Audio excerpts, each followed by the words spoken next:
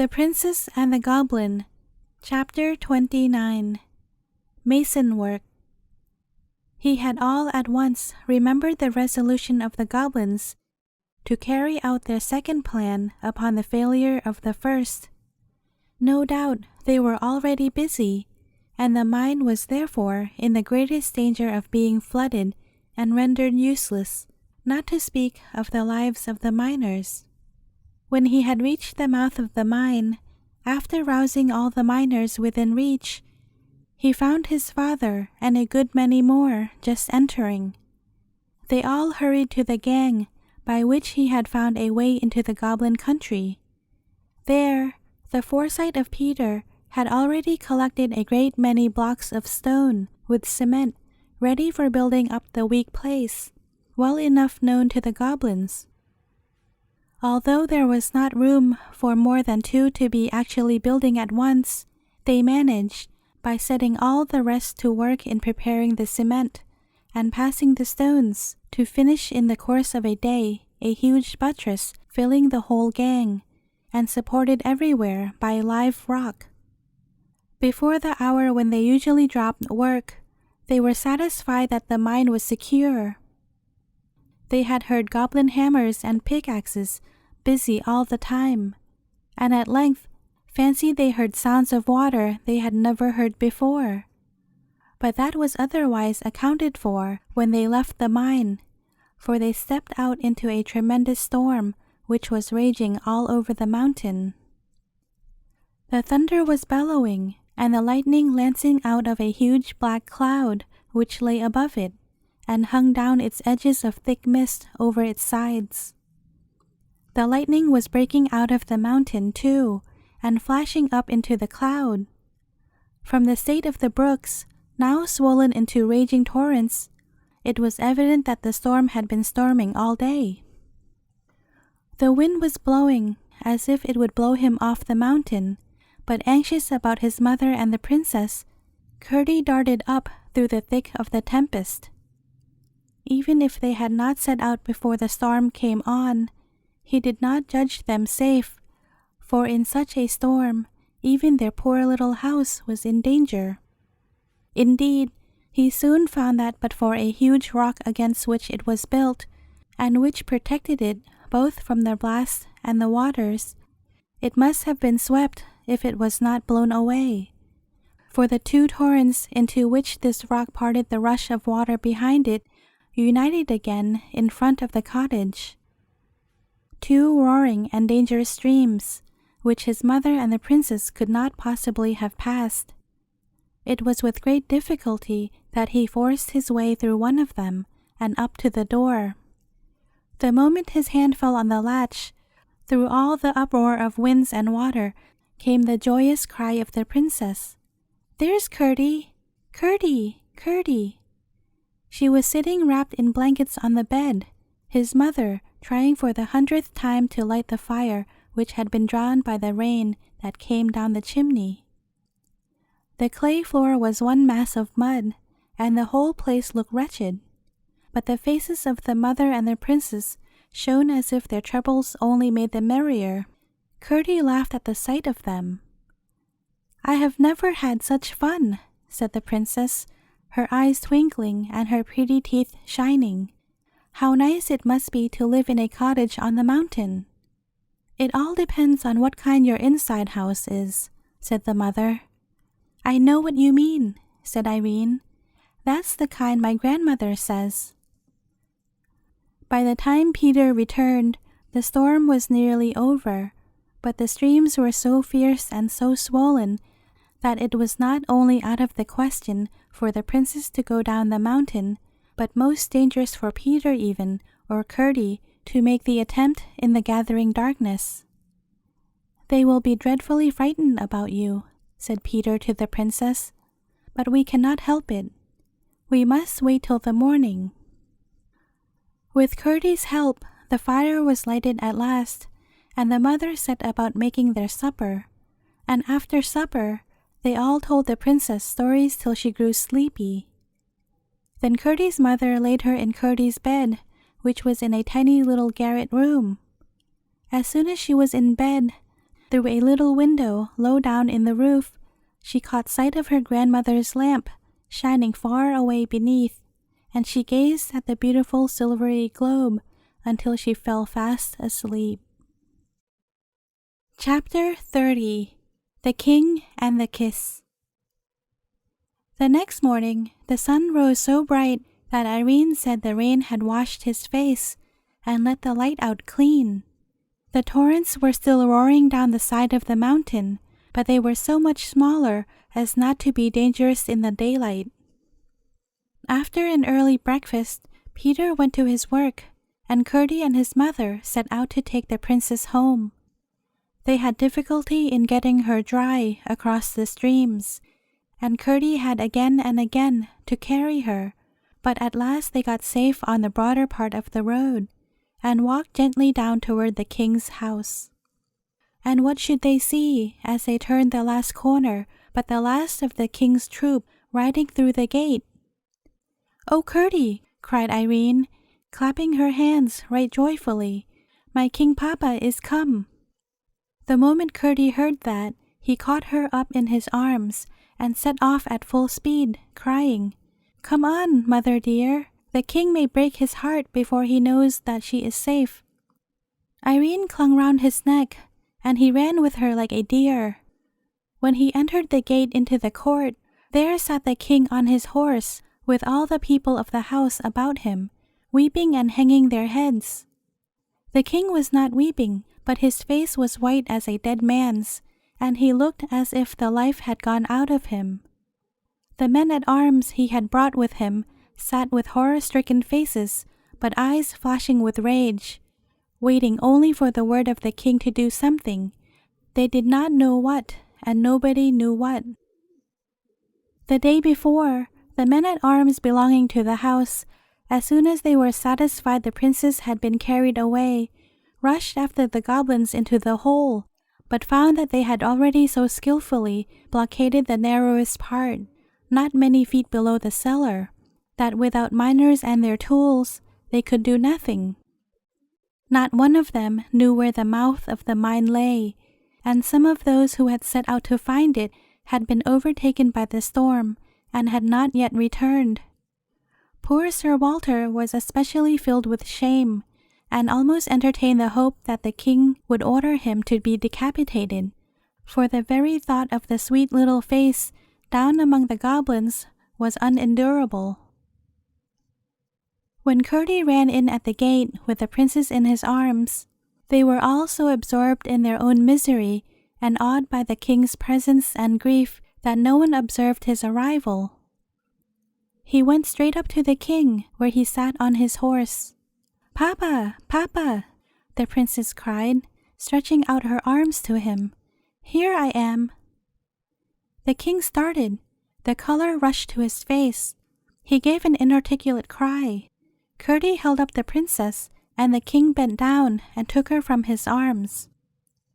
As he clasped her to his bosom, the big tears went dropping down his cheeks and his beard. And such a shout arose from all the bystanders that the startled horses pranced and capered, and the armor rang and clattered, and the rocks of the mountain echoed back the noises. The princess greeted them all as she nestled in her father's bosom, and the king did not set her down until she told them all the story. But she had more to tell about Chpt than about herself, and what she did tell about herself none of them could understand except the king and Chpt, who stood by the king's knee, stroking the neck of the great white horse. And still, as she told what Chpt had done, Sir Walter and the others added to what she told, even Ludi joining in the praises of his courage and energy.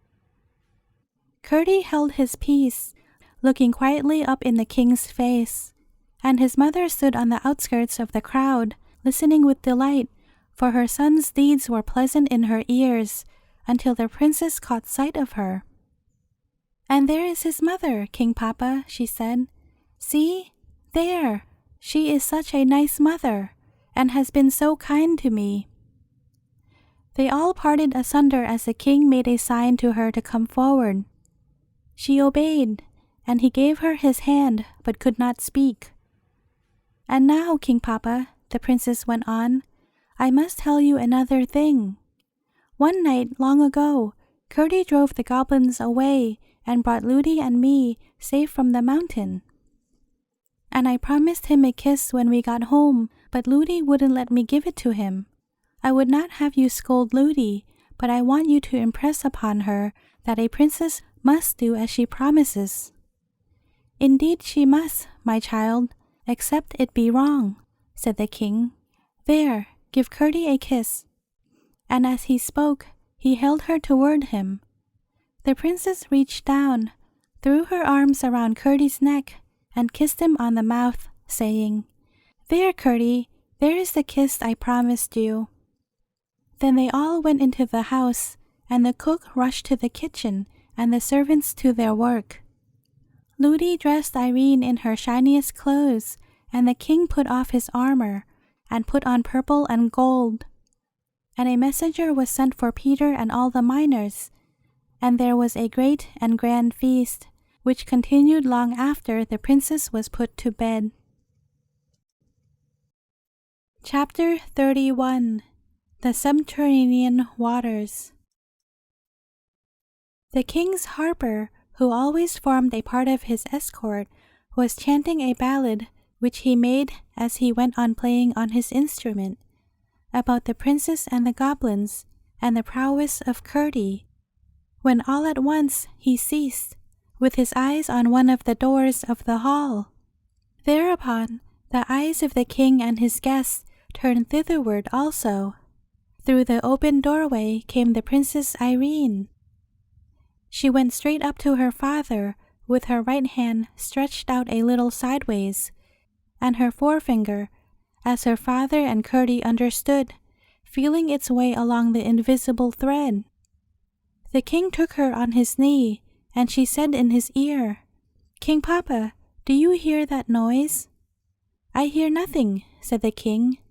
"Listen," she said, holding up her forefinger. The king listened, and a great stillness fell upon the company. Each man, seeing that the king listened, listened also, and the harper sat with his harp between his arms, and his fingers silent upon the strings. "I do hear a noise," said the king at length, "a noise as of distant thunder. It is coming nearer and nearer. What can it be?" They all heard it now, and each seemed ready to start to his feet as he listened, yet all sat perfectly still. The noise came rapidly nearer. "What can it be?" said the king again. "I think it must be another storm coming over the mountain," said Sir Walter. Then Chpt, who at the first word of the king had slipped from his seat and laid his ear to the ground, rose up quickly, and approaching the king, said, speaking very fast, "Please, your majesty, I think I know what it is. I have no time to explain, for that might make it too late for some of us. Will your majesty order that everybody leave the house as quickly as possible and get up the mountain?" The king, who was the wisest man in the kingdom, knew well there was a time when things must be done, and questions left till afterward.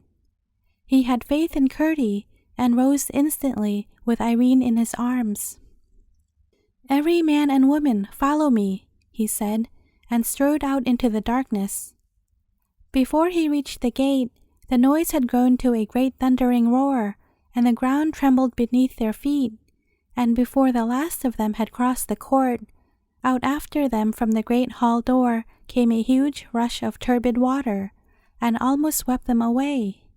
But they got safe out of the gate and up the mountain, while the torrent went roaring down the road into the valley beneath.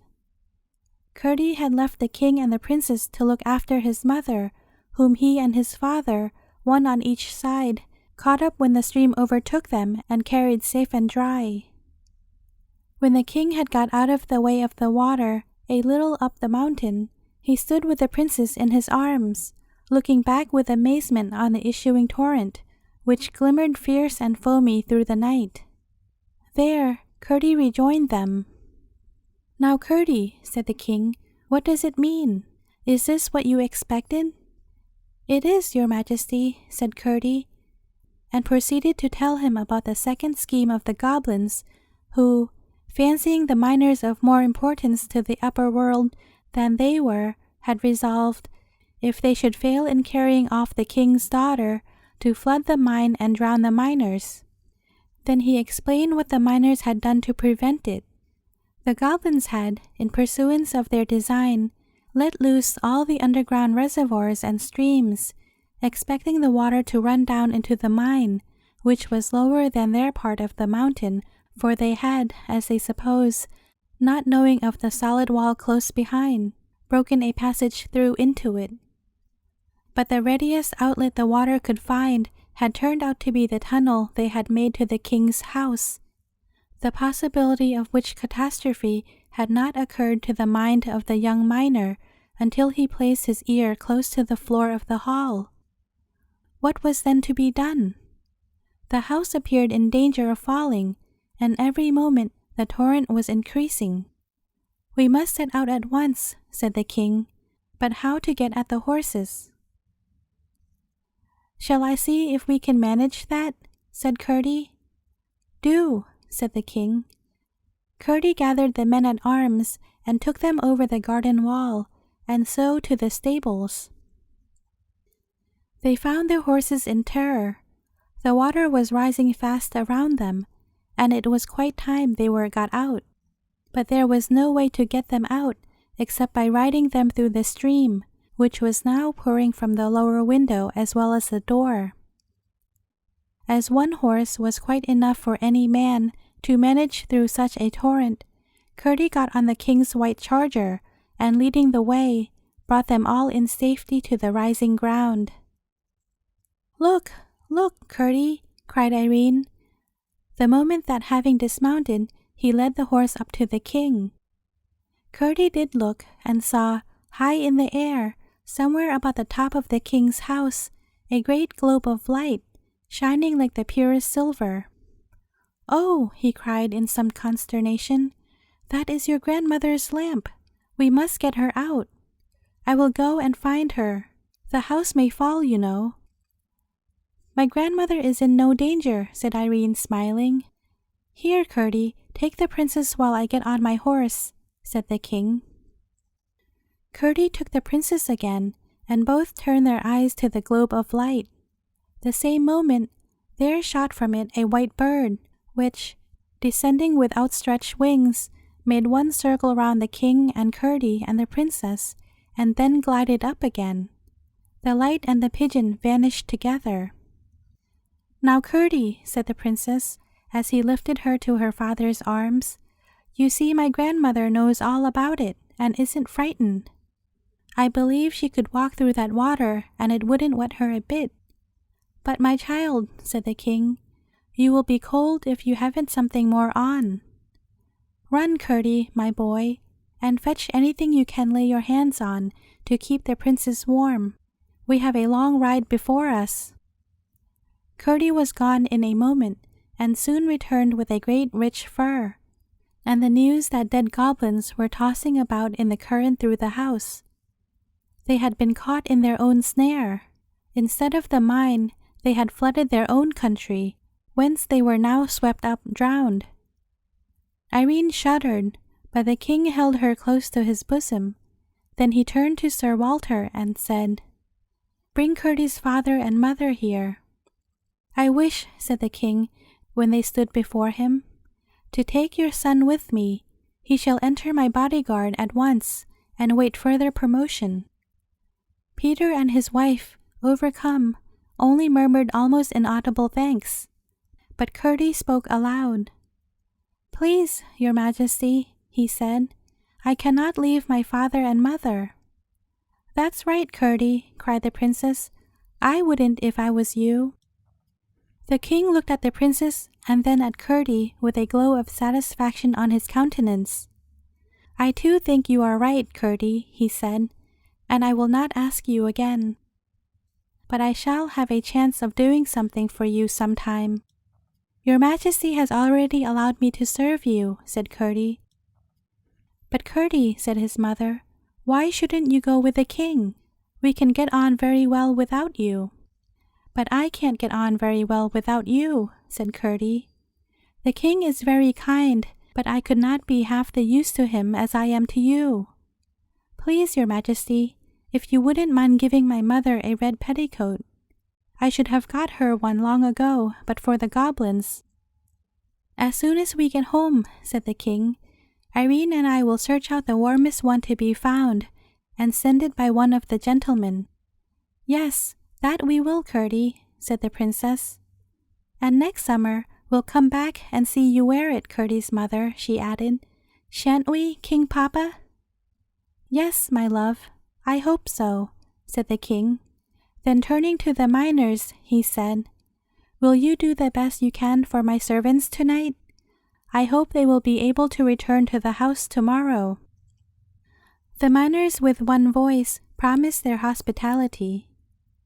Then the king commanded his servants to mind whatever Chpt should say to them, and after shaking hands with him and his father and mother, the king and the princess and all their company rode away down the side of the new stream, which had already devoured half the road, into the starry night.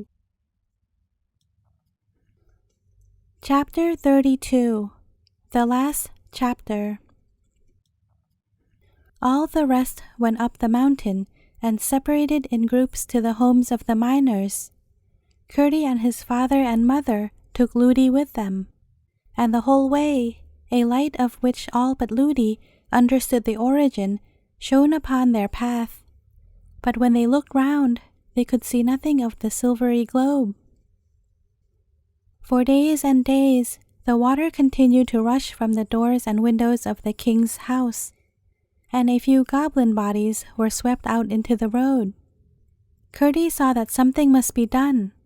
He spoke to his father and the rest of the miners, and they at once proceeded to make another outlet for the waters. By setting all hands to the work, tunneling here and building there, they soon succeeded, and having also made a little tunnel to drain the water away from under the king's house, they were soon able to get into the wine cellar, where they found a multitude of dead goblins. Among the rest, the queen, with the skin shoe gone and the stone one fast to her ankle, for the water had swept away the barricade which prevented the men-at-arms from following the goblins, and had greatly widened the passage.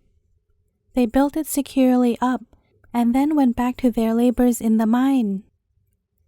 A good many of the goblins with their creatures escaped from the inundation out upon the mountain, but most of them soon left that part of the country, and most of those who remained grew milder in character, and indeed became very much like the Scotch brownies.